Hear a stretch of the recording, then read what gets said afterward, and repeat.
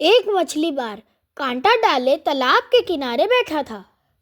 काफी समय तक भी कोई मछली कांटे में फंसी नहीं, ना ही कोई हलचल हुई। तो वह सोचने लगा, कहीं ऐसा तो नहीं कि मैंने कांटा गलत जगह डाला है, यहाँ कोई मछली ही ना हो।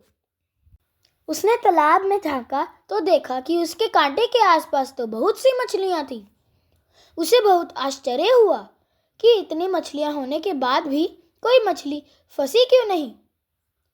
एक राहगीर ने जब यह नज़ारा देखा तो उससे कहा, लगता है भैया, यहाँ पर मछली मारने बहुत दिनों बाद आए हो। अब इस तालाब की मछलियां कांटे में नहीं फंसती। मछली मार ने हैरत से पूछा, क्यों, ऐसा क्या है यहाँ? राहगीर बोला, पिछले दिनों तालाब के किनारे एक बहुत बड़े संत ठहरे थे।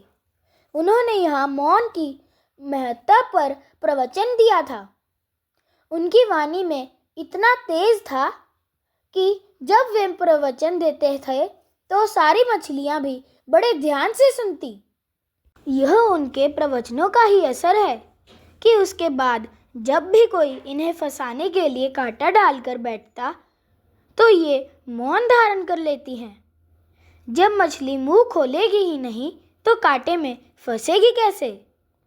इसलिए बेहतर यही होगा कि आप कहीं और जाकर कांटा डालो।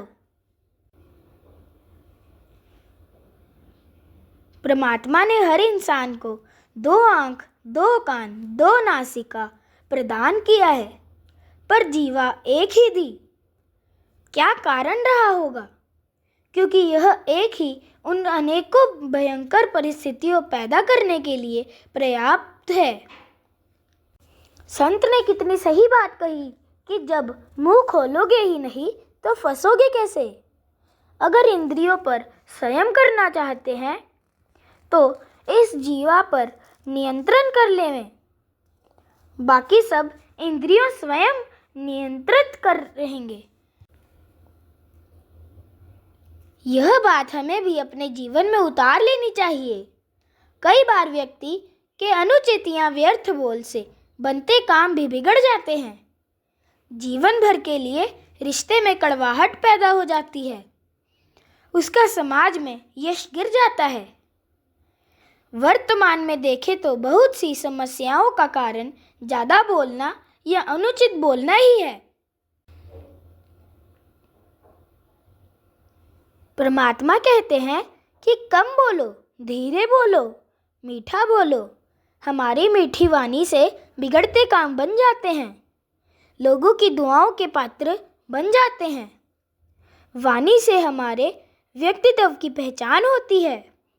जिस व्यक्ति का व्यक्तित्व जितना गंभीर, गहराईपूर्ण गुणों से भरपूर होता है, उसकी वाणी में उतनी ही विनम्रता होती है।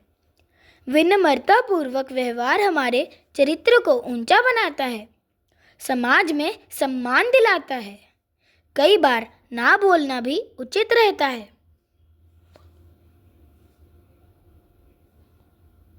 हंसते रहिए, मुस्कुराते रहिए, मस्त रहें, स्वस्थ रहें। ईश्वर की कृपा आप पर सदैव बनी रहे।